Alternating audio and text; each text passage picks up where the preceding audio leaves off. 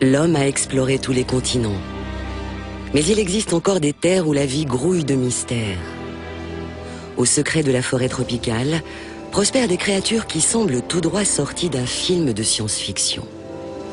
On les surnomme les mini-monstres. On entreprend un long voyage jusqu'au cœur de l'Amazonie équatorienne, dans le parc national de Yasuni.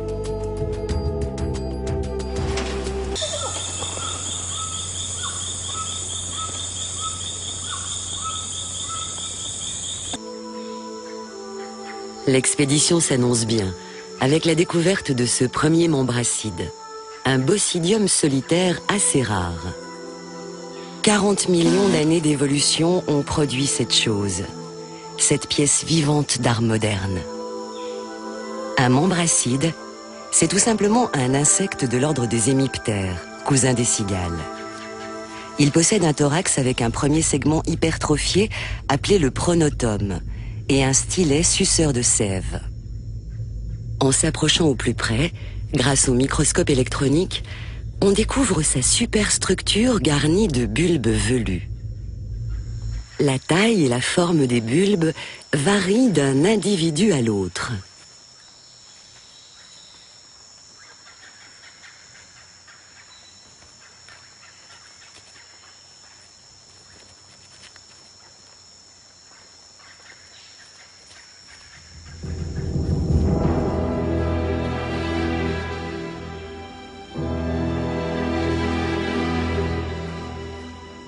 Les membracides semblent être des vestiges d'un autre temps. Mais comment ont-ils évolué? Comment se sont-ils diversifiés? Et pourquoi ont-ils développé un pronotum si bizarre?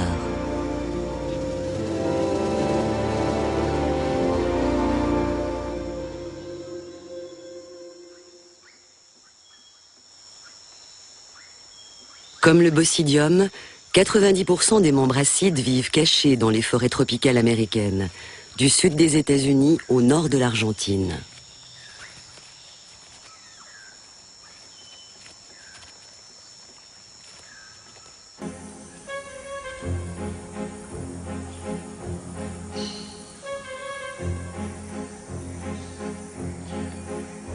Pour permettre aux espèces de survivre, l'évolution développe diverses stratégies. Stratégie numéro 1, le camouflage. Pour vivre heureux, vivons cachés. Cette nymphe de Symbomorpha imite une feuille verte, à la perfection. Un Tholania solitaire est caché sur la gauche de cette branche. Ressembler à un autre organisme vivant pour ne pas se faire repérer par le prédateur, cela s'appelle le mimétisme. Stegaspis, de teinte marron, ressemble plutôt à une petite feuille sèche. Leur taille varie selon les espèces de 25 à 2 mm, entre la noix et la tête d'épingle.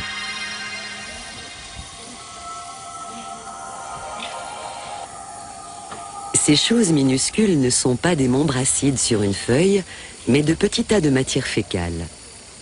De même taille, cette microscopique Bolbonota les imite à merveille. La nature est un vaste jeu de trompés et de trompeurs.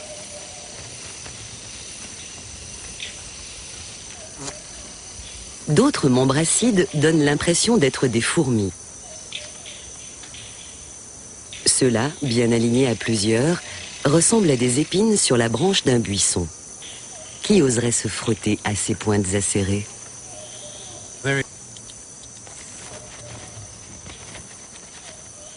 Et j'en ai déjà loupé pas mal. Ils sont plus rapides que tu ne crois. Pour échapper à l'ennemi, les membracides ne possèdent pas une, mais deux paires d'yeux. Deux petits ocelles sur le front, qui ne captent que les variations d'intensité de la lumière, comme le passage furtif d'un prédateur. Et de chaque côté de la tête, deux gros yeux. C'est de les attraper. Oui, ils sont rapides.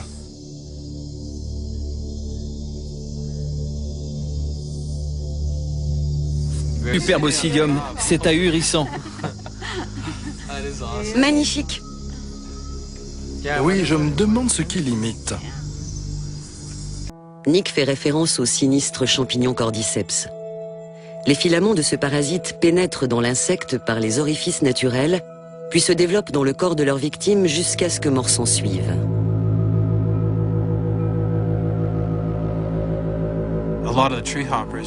Nombre de membracides sont l'image crachée de ce phénomène. Il est possible que certains d'entre eux imitent des insectes pourrissants, tués par des champignons et qui auraient un goût exécrable. Stratégie d'adaptation numéro 2, perfectionner le camouflage jusqu'à ressembler à un animal mort, pour mieux tromper les prédateurs et assurer sa survie.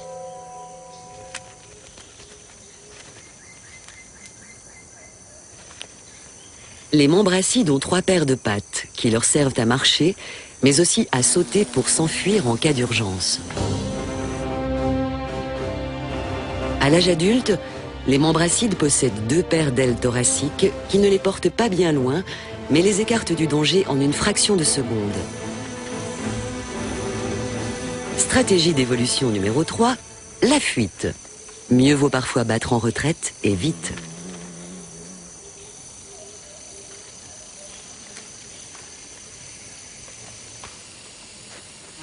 Leurs ailes permettent également d'atteindre la hauteur des cimes.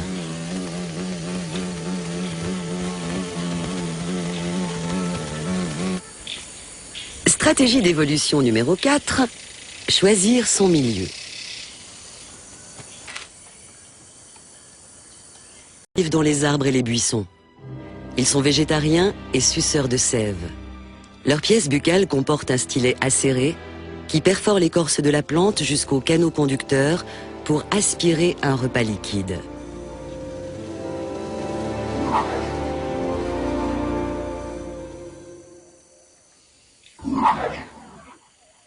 Stratégie d'évolution numéro 5, bien choisir son garde-manger. La générosité de la végétation tropicale assure aux membracides amateurs de sève une table servie à longueur d'année.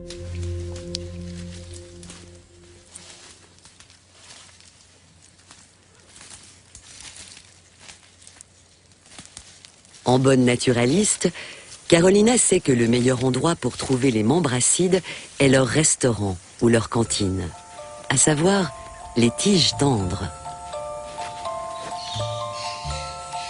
Là, ils peuvent enfoncer leurs pièces buccales de piqueurs-suceurs et atteindre les tissus où courent les vaisseaux conducteurs de la sève, qu'on appelle le phloème.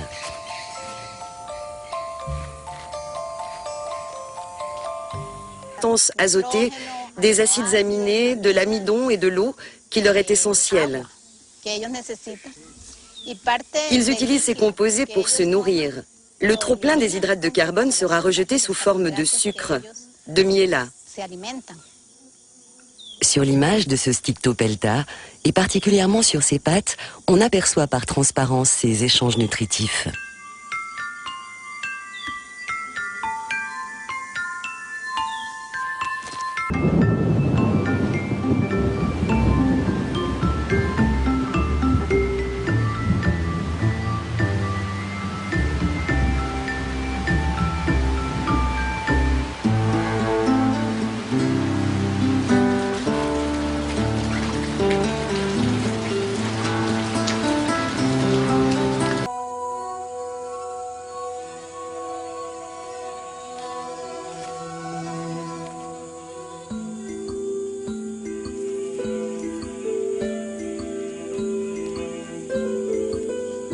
De ces œufs d'alchisme sortent de petites larves transparentes.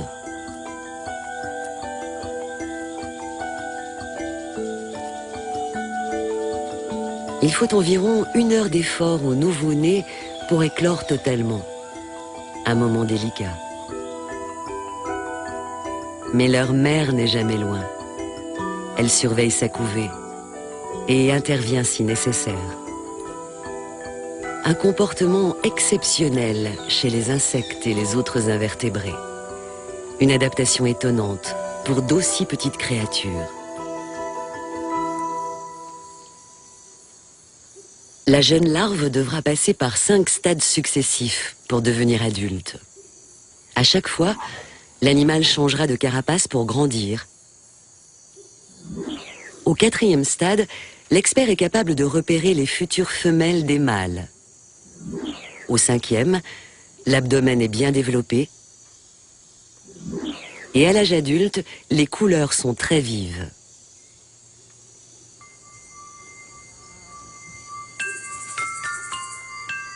Stuart a identifié cette nymphe.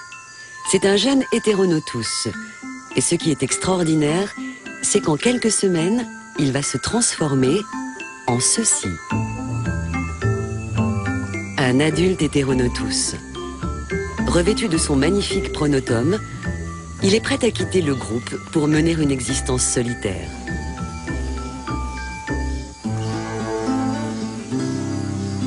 La plupart des nymphes sont grégaires. On les trouve souvent réunies en grappes sur la même tige gorgée de sève. Ce groupe reste sous la surveillance de la mère.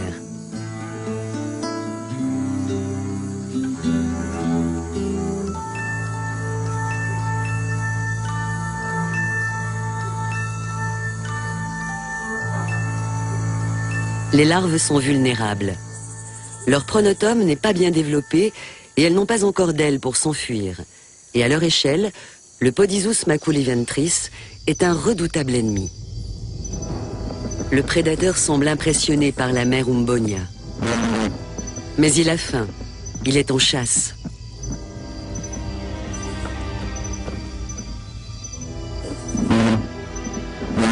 La mère bat des ailes pour prévenir ses bébés qui lui envoient des signaux d'alarme.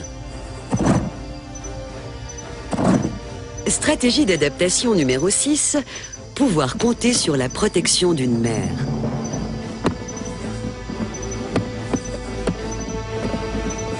Un coup violent d'une patte postérieure sauve l'un des petits. Mais le danger continue de rôder. La femelle réussit à repousser l'ennemi hors de la tige.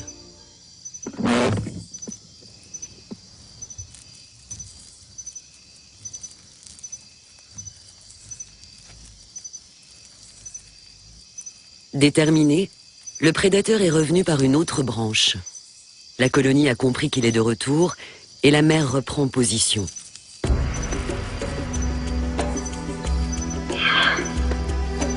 Trop tard pour cette nymphe.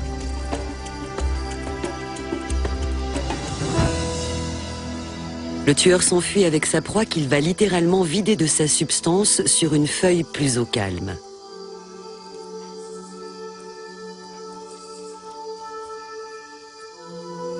La mort des uns, la vie des autres. Les larves qui ont survécu vont entamer leur dernière mue et laisser derrière elles, tel un vieux manteau usagé, leur précédente carapace trop petite.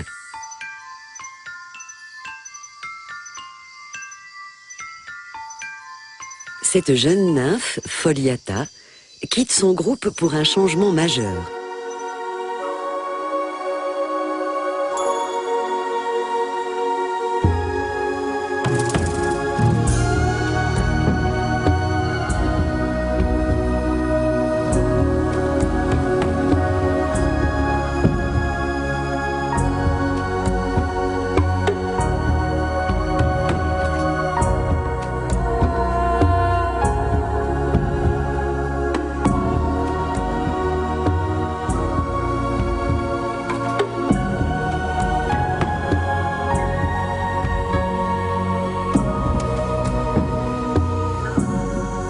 En moins d'une heure, elle devient une adulte Foliata. Son pronotum s'est déplié et redressé fièrement derrière elle, et ses ailes sont maintenant prêtes à voler. Un miracle de la vie.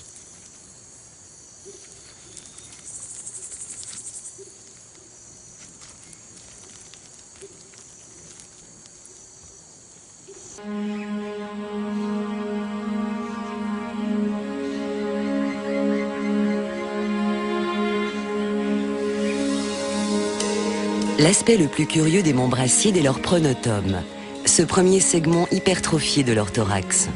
Stuart et son équipe cherchent à comprendre si c'est une arme défensive, une arme chimique, un distributeur de phéromones ou une oreille.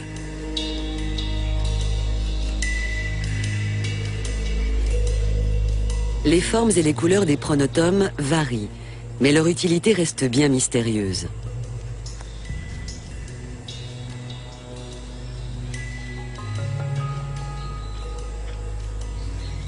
Laisse penser que le pronotome assure toute une série de fonctions physiologiques qui ont évolué avec le temps. La présence de plusieurs types de poils sensoriels suggère un rôle dans la perception. Les fibres nerveuses qui y sont associées confortent cette hypothèse. Ces organes sensoriels n'existent pas juste pour le plaisir. Ils sont là pour percevoir quelque chose. Mais nous ne savons pas quoi.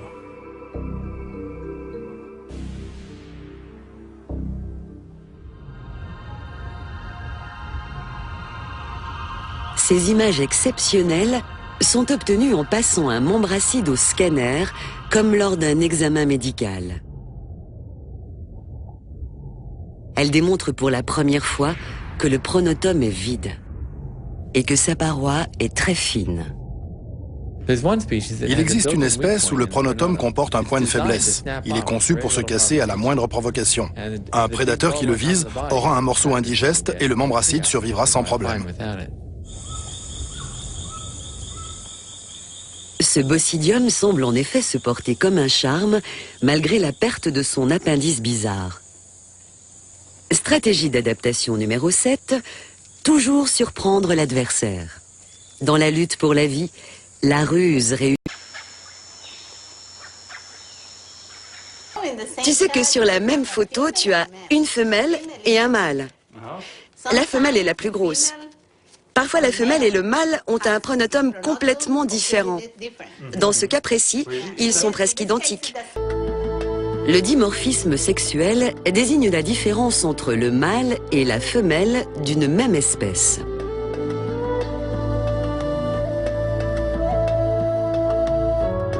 Chez les insectes, la femelle est presque toujours plus grosse que le mâle.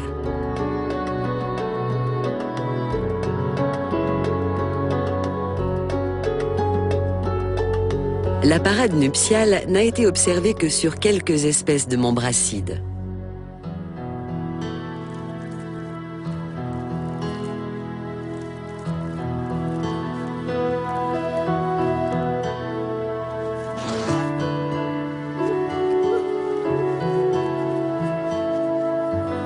Aujourd'hui, c'est le jour de chance de Patrick. Il a réussi à capturer un mâle et une femelle Hypsoprora.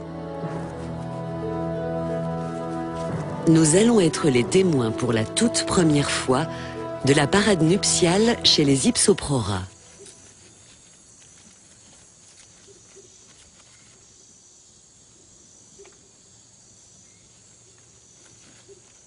En réalité, ils se font la cour pendant 24 heures. Impressionnant pour un membracide qui ne vit en moyenne que 3 mois.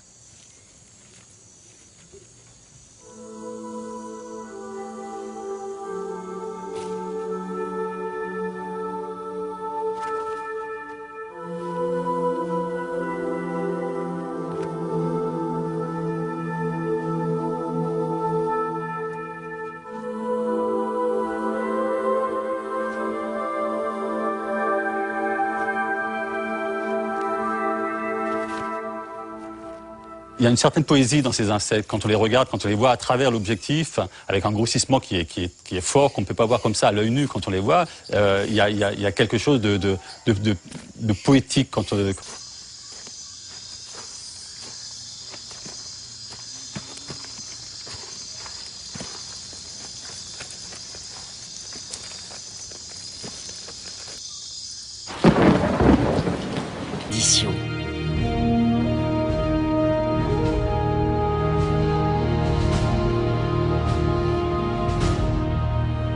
Une espèce qui n'a jamais été découverte. Prend cadeau aux naturalistes. Une femelle membracide Umbonia se met à pondre.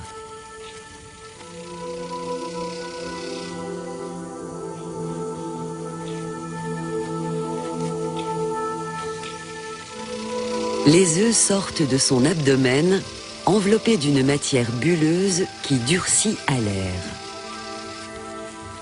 Personne n'avait jamais assisté à ce spectacle en pleine Amazonie. Dans une semaine, les bébés écloront et suceront la sève de l'existence sur cette tige que leur mère a choisie et sur laquelle elle les protégera. Ainsi se perpétuent les inventions de la vie. Dans l'immensité de la forêt d'émeraude, d'arbre en arbre, de génération en génération, pour ainsi dire, jusque dans les replis du temps.